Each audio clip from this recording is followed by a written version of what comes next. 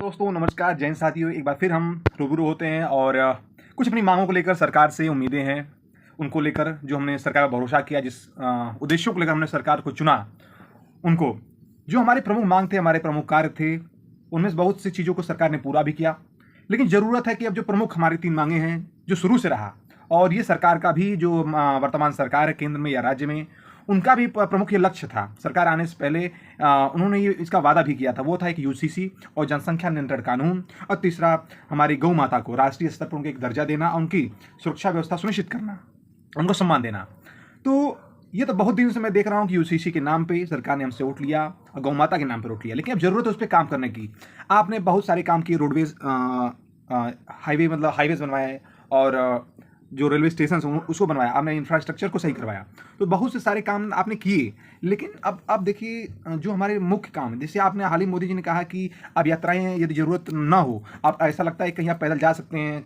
दूरी कम है 100 metre 200 metre, या ऐसा लगता है कहीं आप पैदल जा सकते हैं, तो आप वहाँ पे गाड़ियों से जाने से बचिए, पैदल यात्रा करिए। या लगता है कि जैसे आप जा सकते हैं पैदल, जैसे बेवजह आप ईंधन बर्बाद ना करें, ये गलत भी नहीं है एक तरीके से। ठीक है, आपने कहा अच्छी बात है, ईवी का प्रयोग करिए, हमने आपका बात सुना, अभी तक आपका बात सुनते आ रहे हैं। लेकिन अब चाहते हैं कि आगे भी जो जनता है आपके साथ, आपकी बातों के अनुसार कंट्रीब्यूशन करे, योगदान दे, आपकी बातों में हाँ में हाँ मिलाए। तो आपसे एक रिक्वेस्ट, निवेदन है, माननीय मोदी जी और अमित शाह जी, हमारे गृह मंत्री अमित शाह जी, आप पूरी भारतीय जनता पार्टी से हमारा निवेदन है कि अब आप जो हमारे प्रमुख 3 मांग है, यूसीसी,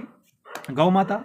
और जनसंख्या नियंत्रण कानून, और जो सबका जो मेन जो हमारा मूल प्रॉब्लम है वो है हमारी बढ़ती जनसंख्या है। जब तक हमारी जनसंख्या नियंत्रण में नहीं होगी, आप कितना भी दिशा निर्देश कर लीजिए, आप ईवी बढ़ा लीजिए, या अभी कुछ दिन में ईवी की संख्या ज़्यादा हो जाएगी तो ये भी समस्या हो जाएगी, जब देखिए रोड पे खाली ईवी ही दिख रही हैं। तो जो मूल समस्या है वो हमारी जनसंख्या है, क्योंकि जनसंख्या बढ़ने के कारण जो हमारी उपजाऊ भूमि जमीनें हैं वो भी आज दिन प्रतिदिन प्लाटिंग बदलती चली जा रही है। क्योंकि आदमियों की संख्या जो बढ़ती चली जा रही है, आदमी जो जन्म लेता तो पहले समस्या होता है उसको छप्पर चाहिए होता है, उसको रहने की व्यवस्था चाहिए। तो सीधी सी बात है, जो जमीनें हैं वो प्लाटिंग बदलेंगे, उस पर घर मकान बनेंगे, तो दिन प्रतिदिन लोगों की संख्या तो बढ़ रही है लेकिन अनाज कम पैदा हो रहे हैं। ये बहुत सोचने का विषय है।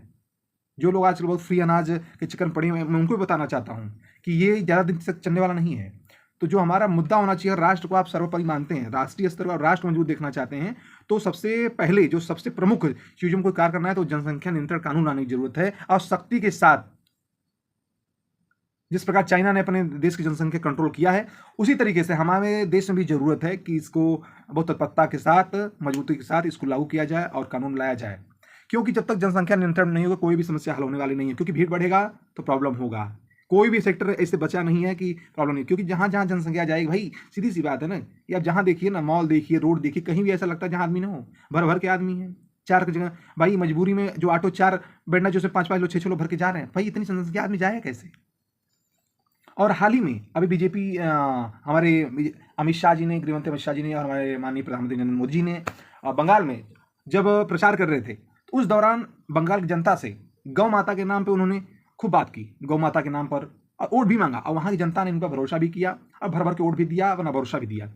तो अब जरूरत है कि आप इनको जो जिस तरीके से हमने वादा किया इसको पूरा भी करें, क्योंकि अब बहुत हो गई यूसीसी और हमारी गौ माता के नाम पर वोट लेना। तो ये आप निवेदन है कि आप राष्ट्रीय स्तर पे इनको, आपको एकदम हमारी गौ माता को एक दर्जा दिया जाए, एक सम्मान दिलाया जाए, और इनकी सुरक्षा व्यवस्था सुनिश्चित की जाए। क्योंकि गौ माता भले कोई उनको माँ माने न माने, लेकिन वैज्ञानिक रूप से, दृष्टिकोण से भी ये सिद्ध है कि वो एक बच्चा जो जन्म लेता है वह एक गाय का ही, वो भी गाय का ही दूध पी सकता है। यदि माँ का दूध नहीं मिलता है तो ऐसी स्थिति में वो गाय का दूध पी सकता है, और वही सुपाच्य भी होता है, इसीलिए उनको गाय माता का दर्जा देते हैं। तो जिनको माँ मानते या माँ नहीं मानते, कोई ऐसा नहीं जो हमको लगता है गाय माता का दूध न पिया हो बचपन में।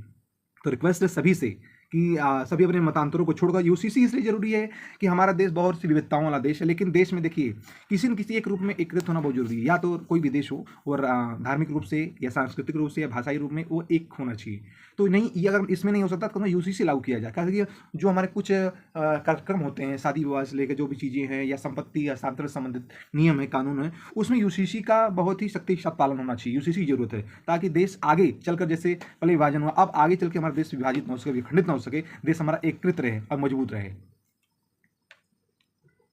तो यदि मेरी जानकारी, यदि मेरी मांगें ठीक लगे, तो आप सभी मित्रों से निवेदन है कि आप इसको शेयर करें, और आप भी गौ माता की रक्षा के लिए और यूसीसी के लिए सबसे बड़ा प्रमुख जो है वो जनसंख्या नियंत्रण को लेकर आप बात करिए, इस पे मांगों को अपने उठाइए। यदि मेरी बात सही लगे तो लाइक कमेंट जरूर करें। जय हिंद, जय भारत।